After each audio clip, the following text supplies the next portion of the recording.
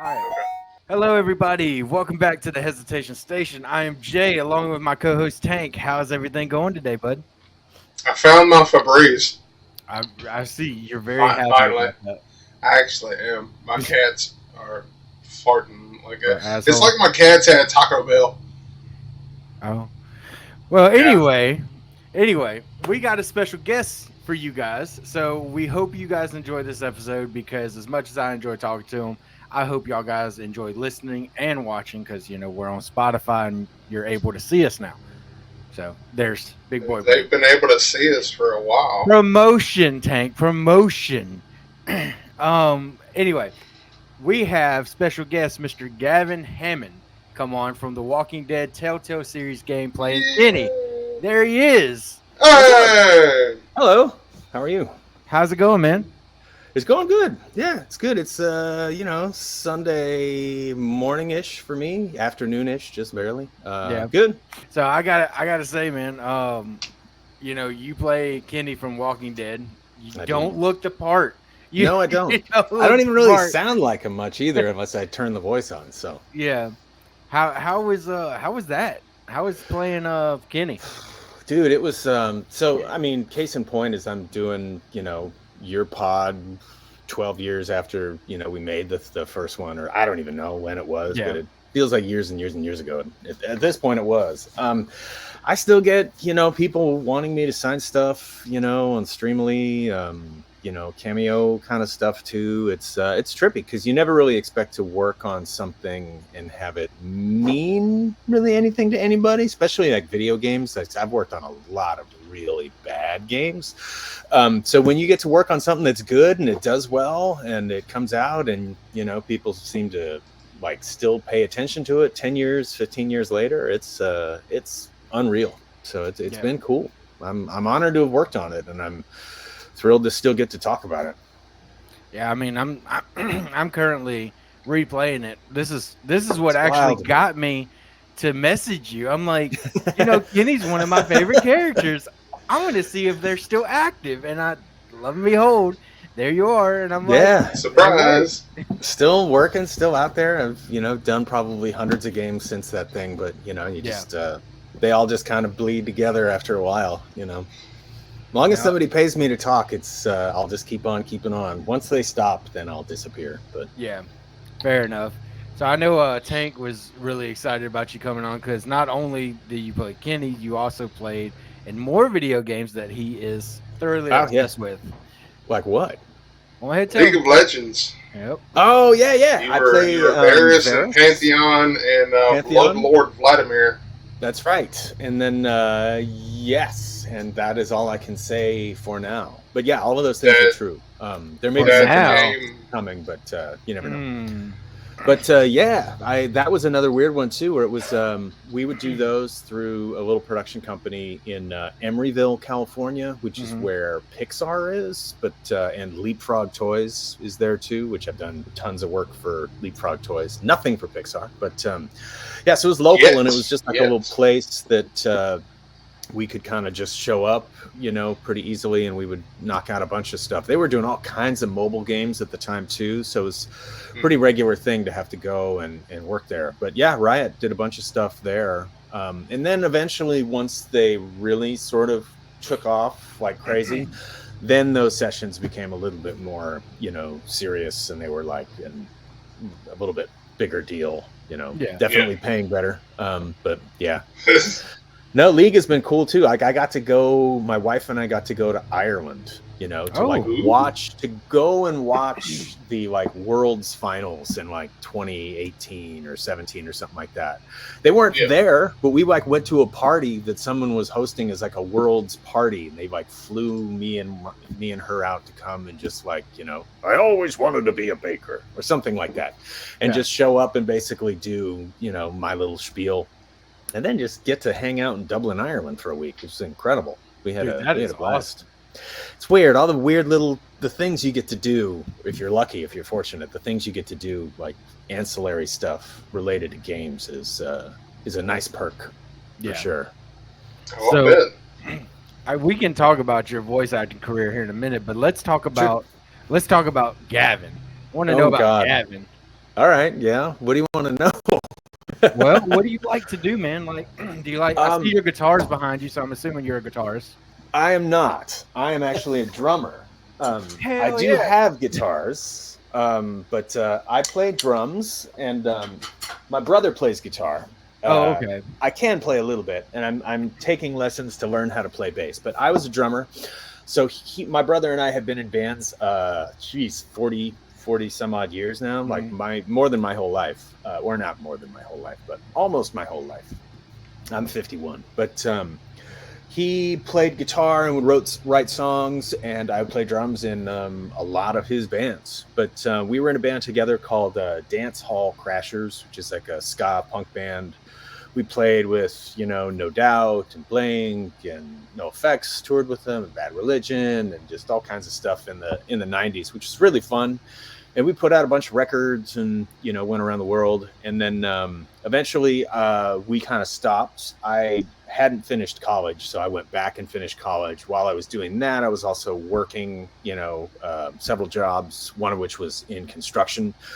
My dad called me and told me there was a lady with a voiceover school on like a talk radio show and that I should listen to it.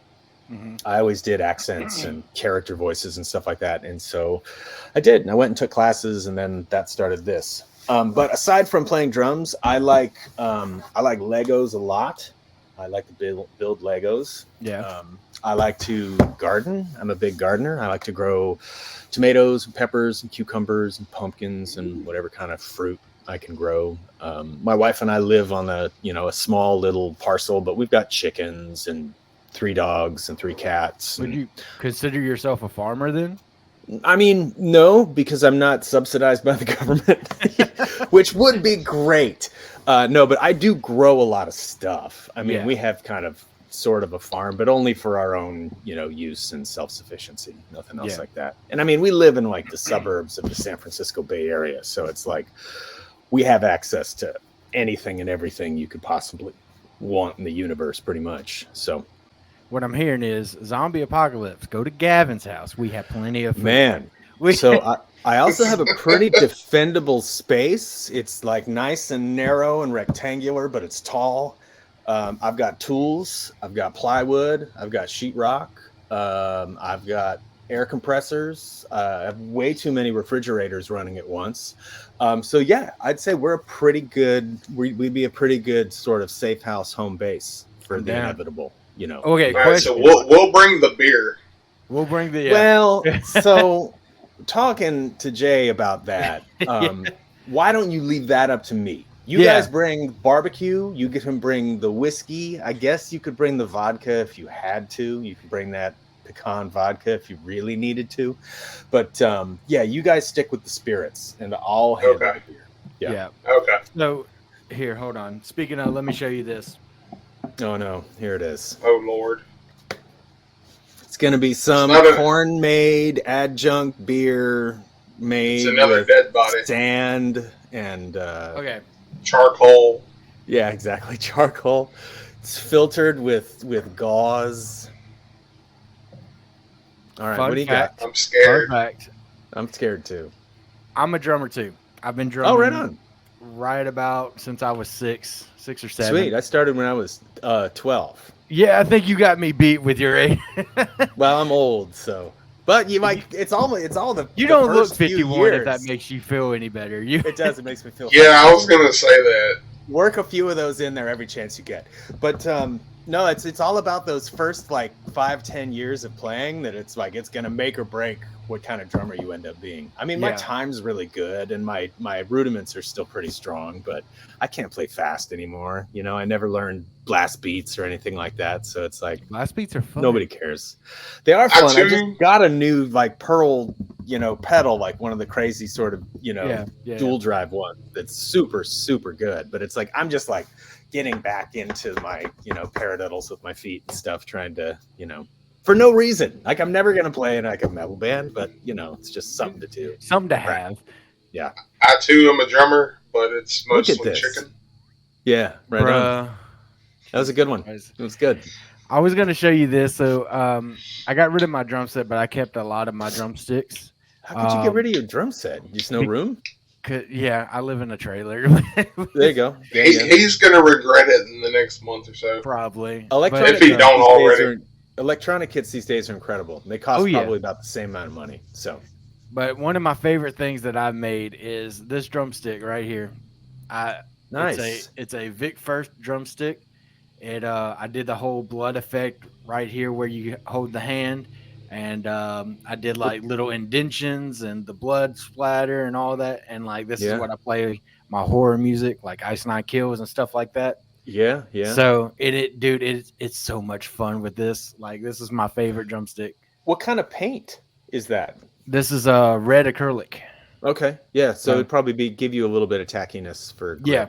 Yeah. It's so far back though. Like on the Here. shaft, it's like ideally you want, like More as far right as I here. know, I want my fulcrum like right around the, between the Vic and the Firth, right? Yeah. Just Yeah. because that's going to give me the best bounce on my. I think I think what I did, because this is part of my hand, so I just did this and just did this splosh or whatever you want to call it. So it was more of just kind of making it look cool. I you usually can play that far back if you want. There's plenty of people that play that far back. You get a ton more power when you do that. You just don't get as much bounce. right. It's funny. It reminds me with the blood, because that one of the drummers for Bad Religion, I don't think he's a drummer anymore, used to have like a guy that would take like a hatchet or a big old fucking Bowie knife. Sorry, can I swear on this pod? Yeah. Sweet. Yeah. Absolutely Yeah. fucking not. Sweet. But he would have a guy. He was like, I remember the tech. His name was Alex Skull. He was a fantastic dude. But he would have to sit there every day and like chop these little sort of, almost like these like little sort of raised edges into the sticks, so that when he held it, it was like, because this was, I think, the dude who threw a stick and hit somebody in the eye and got sued, or the band got sued or something like that. So he would like, this was the sort of compromise, or what they would say. So he would play these things with like the sort of edges on him, and so his hands would get all bloody, and I'd just be like, what are you doing? But yeah, just reminded me, the bloody stick of yours reminded me of that. That's Wow. crazy. Wear gloves. Right. Yeah, I mean, right? Or just don't, because he would still throw sticks into the crowd every night, and he would like wing them, like a straight up sort of like fling with the fingers. And I was just like, okay, but pretty sure there's a lawsuit about that at some point. But I bet 100%. So let's go back to your voice acting real quick. Yeah. Are you still? I know you're still doing it, because I know you just got done. Oh yeah, doing X-Men or 97. Yes, I was in 97 last year. Whenever that was, and then there's other stuff coming out. Always stuff coming out. Wayfinder and Rosewater. Yeah, Rosefinder or Rosewater is going to come out at some point. I'm not sure when, but that one's pretty exciting too. That character sounds a bit like Kenny, because it's just kind of me in a southern accent, pitched down a little more. Yeah, he's a little more nefarious, or a little bit less predictable, I think, than Kenny was. But yeah, no, I'm still doing stuff. Most of the things are kind of weird and boring. I've got a bunch of, I don't know, radio spots for Hyundai right now, and some McDonald's commercials, airing in different places. It's less exciting than animation and games, but there's always something coming out. By the time it comes out, nobody's really interested anymore, because it was like, we've been working on it for like 3 years or something. And then, hey, I can finally talk about it. People are all, oh, yeah, that's cool. Yeah, that's cool. I feel that on the spiritual level, because I get excited about some things, and I go to Tank, and I'm like, dude, check this out. He's like, yeah, that's cool. I was Yeah. like, bruh. It's like it's so saturated in all media. There's everything. There's so much of everything right now that it's hard to get excited about anything. I mean, See, so it's not my fault. No, it's still not your fault. It's still your fault. I'm still gonna. But you are to blame, though, Tank. It's not your 100%. fault. But we can blame you. He blames me for everything. It's okay. I get it. Gavin, where were you born? I was born in Walnut Creek, California. Okay, so a suburb How in of the world? Oakland and Berkeley. Thank you. I didn't know he was born in a hospital. Thank you. Yeah, in a hospital, You're Kaiser welcome. Hospital. Yeah, I thought he public was. hospital. I thought he was born in a barn or something. I don't. No, unlike You never know. most people, not everybody's born in a kayak like you are. You were born in a kayak? Totally. Were you really? No. No. Oh, fuck. Man, that was such a good story. Oh. No, I was Anyway. saying It was a I mean, canoe, wasn't it? maybe. A sheepskin canoe. Sheepskin canoe. So if you're from California, dude, how did you get the Southern accent so down so good? Oh, I'm just a You've never been to Oildale. a good listener. I've been a lot of places. We only passed through Mississippi. We didn't really stop because the time that we were touring with a fantastic ska band called Hepcat. But at that time, I think there were, I don't think they had a single Caucasian in the band. There may have been like one or two guys. So it was like a bunch of, Hispanic guys and African-American guys. And so they didn't want to stop in Mississippi given the opportunity. No offense to Mississippi, but in the 90s, I don't blame them. it's a little bit scary sometimes. But no, I've been to 47 states, something like that. There's a few that I haven't seen, including Alaska. But yeah, it just, I don't know. I'm just a good listener. I just watched a ton of TV. I grew up in the 70s and 80s. I grew up watching Dukes of Hazzard and, the Andy Griffith Show and pretty much anything that was like 50s and 60s. So we got all the stereotypes. And it was just, and in the 80s too, watching, like Mel Brooks movies, Gene Wilder and Richard Pryor, buddy comedies, stuff like that. Just kind of watched everything. So I was always, mimicking voices and just sort of, pretending accents. And I mean, a lot of them are pretty straightforward. You just kind of know sort of what the things that get changed are, and then it's really just about pulling back and not doing it too much, because even people like yourselves, it's like y'all don't sound like crazy hillbilly or anything like that. It's like you can dial it up or down depending on who you're talking to and how you're feeling. So it's the same with VO. It's just like you dial it way up or you dial it way back, and just kind of gives you a different result. Yeah. Usually the more subdued accents people like better because they sound more natural and authentic. I wonder if like Gavin was expecting us to come on here from Mississippi and be like, "It's Tuesday, isn't it? We don't even know what day it is, do we, Tank?" Yeah. No, I did not. I didn't have an expectation. I do declare. No, I listened to a little bit of the show, so it was like I was already sort of familiar enough, going in that I, it wouldn't be too much of a surprise. That might have been the delay in me saying like, yeah, let's go ahead and do it. Was I needed to get through, 10 or 15 minutes, of an episode or two, just to kind of make sure. You never know. Yeah. Sometimes you come on and you're all, what am I doing? What is this? What is even happening? And you never know. That's how we are all the time. Yeah, that's fantastic. I've done a lot of pods too, where you're like, maybe the host is neurodivergent in some way. And so it's kind of like, okay, so I really have to be really mindful of how, I respond and how to, like my level of patience, because I'm in Northern California and I can be really impatient, so it's kind of like, I've got to just be sort of mindful of what I'm doing and how I'm reacting. Am I from California? So, no, but you're very impatient. I am.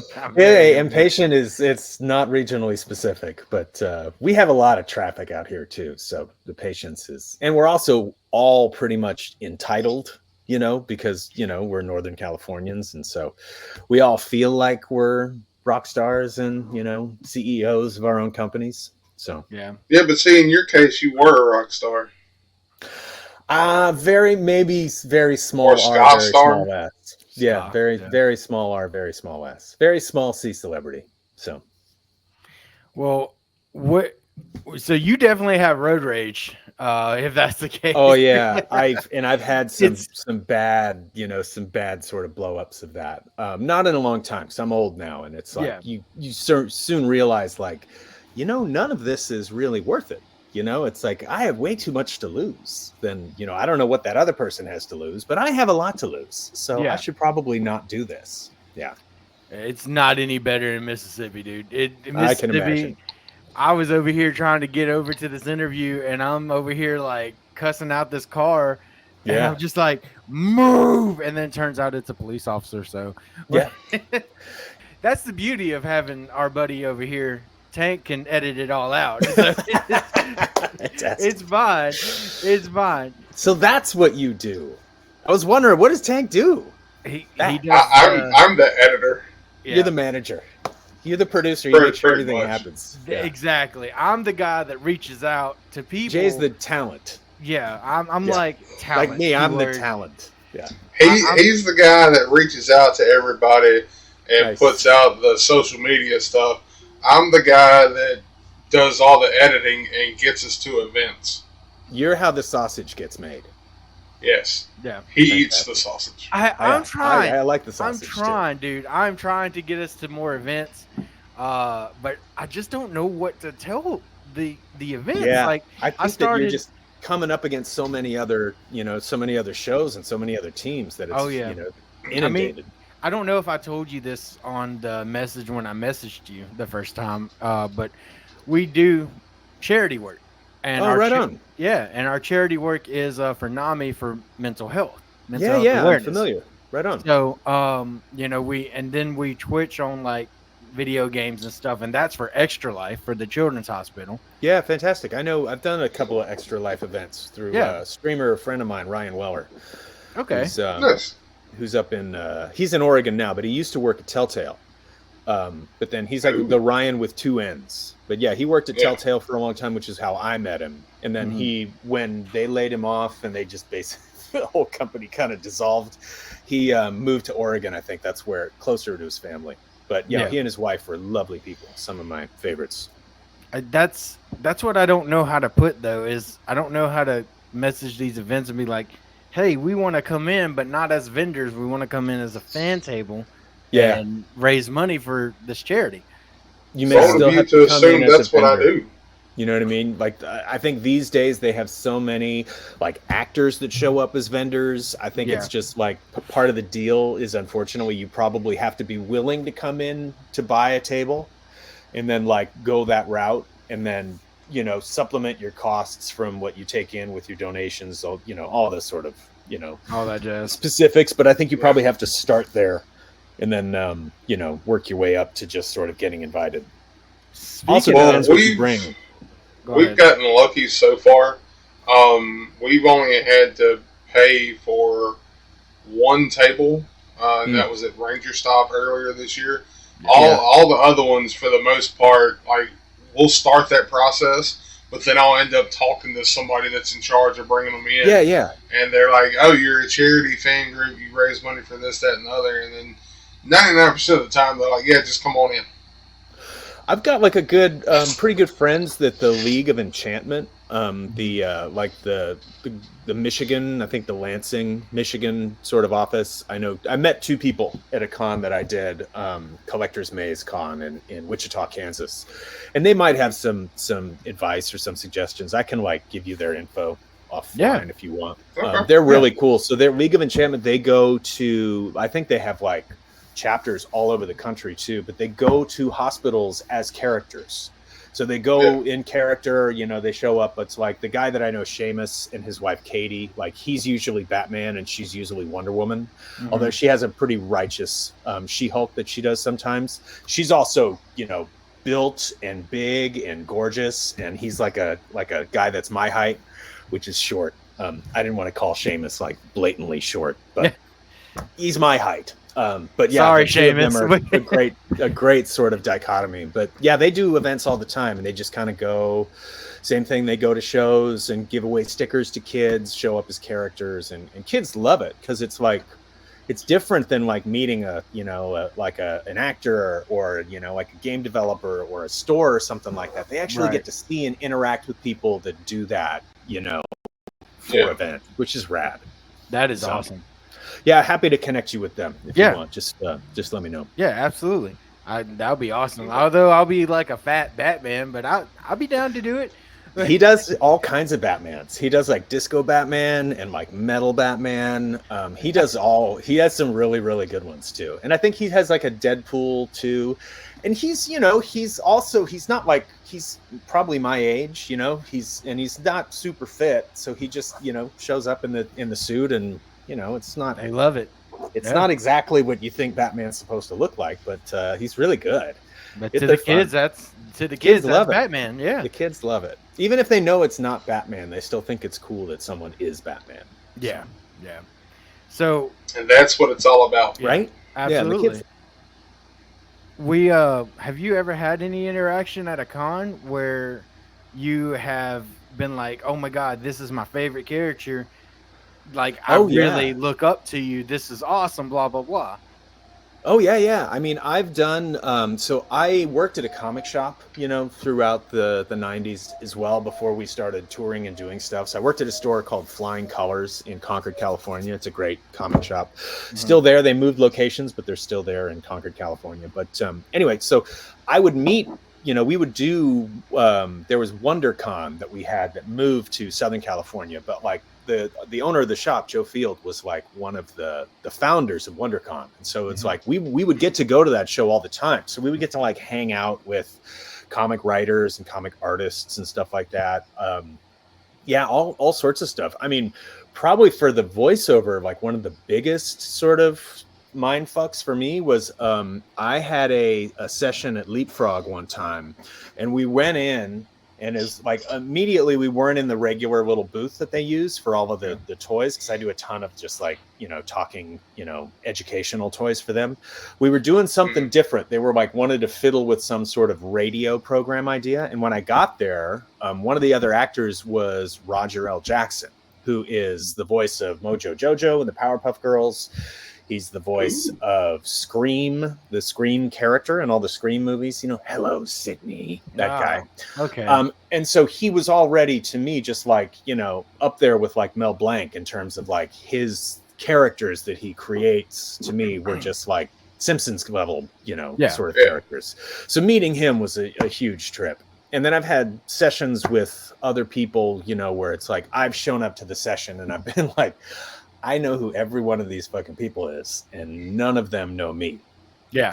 Which is also kind of a trip. And those are the times where I get genuinely nervous. It's like, this is like my 21st, 22nd something year of like doing this professionally. So it's like, I don't really get nervous anymore. Nothing really kind of phases me unless it's new or really weird, or I'm on like a sound stage, or if I have to like do, actual mocap where I need to memorize my lines is extremely stressful. But no, I've had just a lot of cool interactions. Most voice actors are hella cool. Yeah. And you just meet them and it's neat. I've had a lot of those interactions with drummers too, where they're just really cool. I remember I met Fish from Fishbone, who's the drummer for Fishbone, like one of my favorite bands of all time. And we played a bunch of shows with them on the Warped Tour. And I remember like he was sitting there sort of watching us play, and he was like side of the stage. We were playing on like a big sort of tractor trailer at the Warped Tour. We were on one of those side stages. And he came over and then he was like, yeah, it's like a lot of people on this tour just kind of bash, man. He's like, but you got some style. And I was like, damn. And then he gave me a pair of his sticks, which I still have, which was very cool. I've never used them. But nice. Yeah, I've been fortunate to have a lot of those kind of interactions with people. And they're mostly good and they're mostly cool. You'd be surprised. But that is awesome. I tried to get sticks from my favorite drummer from Ice Nine Kills, and he threw them. Like, I promise you, Patrick was looking at me, and he threw them. And these two girls jumped right in front of me and catch them. I'm like, oh, come on. Yeah, you got to get backstage. Got to get backstage. And the way you do that is you work for a road crew, or somebody on the crew. And then it's like, it's the line between being on stage or being in front and being backstage. It's like paper thin. And it's just knowing somebody that's working, with the venue or with the show. There's always people backstage, and the bands like never know who any of them are. It's very rare. You always assume they're from some other band, or they know the promoter, or they know the venue, or they work there. You never know. They don't care. Yeah. It's just a world you're used to. Who wasn't supposed to be at the Ice Nine Kill concert at all. There you go. We got in for free. Nice. Yeah, that was. We bought the VIP things for it, and we didn't realize that it didn't come with tickets. So we got down there and we got all our VIP stuff, and they were like, well, you don't have tickets. And we're like, well, fuck. Well, and then the dude was like, fuck it, put them on the list. Just come It's like, in. oh my god, Yeah. I'm Show on must the not have been list. sold out. Yeah. Show isn't sold out. Just fucking show up. You paid It's something. fun. It's fun. We Yeah. got in there, and I got to meet Yeah. all the guys, and it was Oh, that's all rad. good. Yeah. What would be a dream role for you? Like, if your manager came up to you like, "Hey, this is the role we've got," what would be the dream role that you would hope would come across your table? Magneto. Oh, so I've had a lot of them where I've like, it's more for me wanting to work with certain developers and wanting to work, in certain universes or on certain projects, and I've gotten to do kind of a lot of them. I wanted to work on something related to Star Wars, and I wanted to be in the Disney parks, performing, a role in some capacity, and I am. Multiple that I can never talk about, but I've wanted to work for Blizzard, and I've worked for Blizzard on several projects now, because they were one of my all-time favorite developers. I suppose just, because it's something I've spent so much time doing, I'd love to work on Destiny in any sort of capacity for Bungie, but I don't even know that the game's going to last much longer. They keep saying it will, but we're not so sure, those of us that play it. I don't know. I really can't, think of anything off the bat, because I've already been so fortunate with the stuff that I've gotten to do that, it's hard to sort of narrow it down. I got you. So I'd go out on a limb and say you're a big gamer, huh?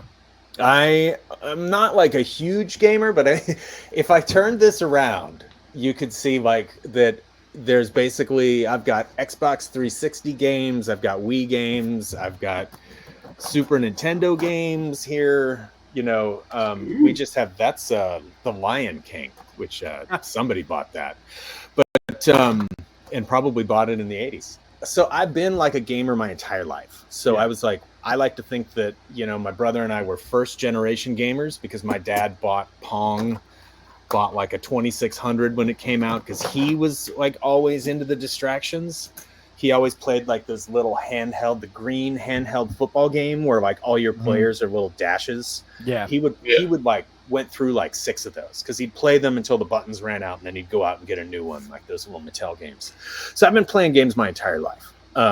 So I think, and I still do, but I'm pretty narrow in what I play these days. But I mean, it's safe to say I spend probably too much of my free time playing video games. There's nothing wrong with that, sir. Because we're I think big my gamers wife too. and my home would probably might dispute that fact, but So what do you guys play? You're on PlayStation. I'm on PlayStation 2. Yeah, PlayStation. Yeah, we both have a PS5. So he's into a game called Power World right now. I'm Power World. Yeah, Power World. It's like Pokemon, Ark, and Harvest Moon all wrapped into one, and you can give your little monster friends guns. Yeah, now you're talking. Power World. Mm-hmm. It came out on console at the end of September. Okay, Power World PS5. All right, I got it. I'll get a note of it. I'll check it out. Yeah, I mean, for me, I play Destiny the most. Destiny 2. I've also been playing Diablo 4 and the new expansion of Diablo 4. I like that a lot. I'll play pretty much any of the big sort of action RPGs. I'll play Ghost of... Oh, man, what's the... Tsushima? Yeah, I'll play the sequel when that comes out. That looks phenomenal. Yeah. I play like Horizon, when it comes out, Horizon One, and then the second one. That was a good one. Pretty much any of those I'll play. I liked them all. I like the Horizon games a lot. I hate the controls on that game, but I love the game and the idea of it. And like I try to get into a lot of I love Baldur's Gate 3. I like the fantasy ones, but it's harder to get into those. But Baldur's Gate was awesome, because my brother and I have a D&D group. We play D&D. So that one was super fun. It had he's getting cooler and cooler, dude. Like my brother, no, you, cool dude. You are. Oh, me. Oh, yeah. Well, I'm cooler than my brother, but he's still pretty cool. That's what we do, man. We're gamers. We play D&D. We do all that good jazz. Everything that you would see in a nerd, that's us. I mean, look, You look right there. I got Then a PlayStation fucking thing just yeah, hanging on my window. I mean, well, yeah, this whole wall in front of me here is comics and video games and like Lego sets, Lego instructions. Sad. That's why I do it this direction. Actually, you can kind of see if you like look up in this corner here on this, is that all Legos? it's all Legos. So on top of that thing is boats. On top of this thing is all the boats. It's hard for me to do this. On top of this is all castles. These are all castles. Nice. All this space stuff is in my studio. This is just like me taking over my kid's bedroom. So you go to college, your room becomes, fair game, which is why all the music Fair. instruments and stuff are in here. This is kind of like the little music studio now.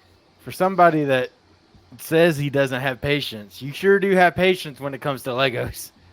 Oh, for me, they're really relaxing. It's like really meditative to kind of sit, and I'll put on a podcast or a record or something, and I'll just like sit. I've got this nice big flat desk in front of me, and I'll just like separate everything. And just for me, the building of them is really therapeutic and soothing. That makes sense. I'm a fan of Legos until I step on them. Yeah, same. I mean, you don't step on them. You keep them on the table. This is gonna sound really weird, because I don't think I've met anybody that has resonated with it. Oh no! So I got in my living room right here. I got a binder full of autographs, and Okay, cool. and That's one of too the much things forehead. that Sorry, Jesus. I got nothing but forehead. I know. My brother has nothing but forehead too, so that's why. Is your brother bald? He is. Okay, that's why. He receded enough and then just finished it himself. So that's great. Yeah. But one of the things I like to do is when I go to a con, I'll get an autograph or somebody I really like. And the thing that's therapeutic to me is I'll go into my binder and I'll put it where I need to put it, make sure all my other autographs are good and just everything. And just thumb through it. Yeah. And just putting it in there, making it all nice and neat. That's just something to me that I like. I used to do that with sketchbooks because I would go to cons with a sketchbook and I'd go to Comic Con specifically. I mean, these days they're all kind of cross purpose. Back in the day, they were just basically comics and then dealers. But I would get sketches and stuff and I'd do the same thing and I would just like look through it. I'd find a place where I wanted a new sketch to go and I would just kind of look through it, all the old sketches that I'd forgotten about, characters or artists that I just love. It was fun. It was really soothing. These days it's gardening and building Legos that's the most soothing. So I got a final favor to ask of you. Yeah, of course. So the final favor, and you can of course say no, but I'm not going to.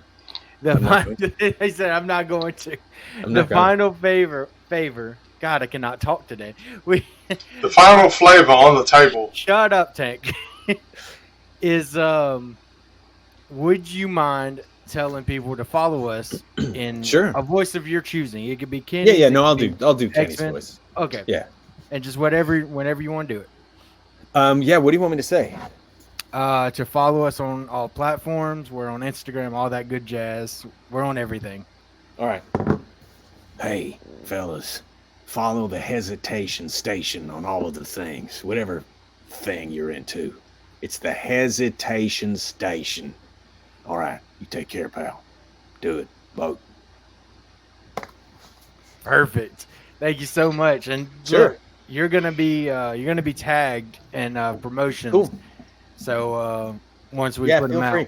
You can tag me to collab or whatever you want to do, whatever you need me to do. I'm happy to help you. Thank you. Well, guys, hope you enjoyed it. Hope Gavin enjoyed it. I hope you enjoyed it. I did. Good. I did. And guys, make sure you follow us. Our link tree is right down here. You can see it where Tank is, right by Gavin here. Make sure you follow us on Instagram, Facebook, TikTok, all that good jazz. And until next time, we will see you next episode. Peace. Deuces. And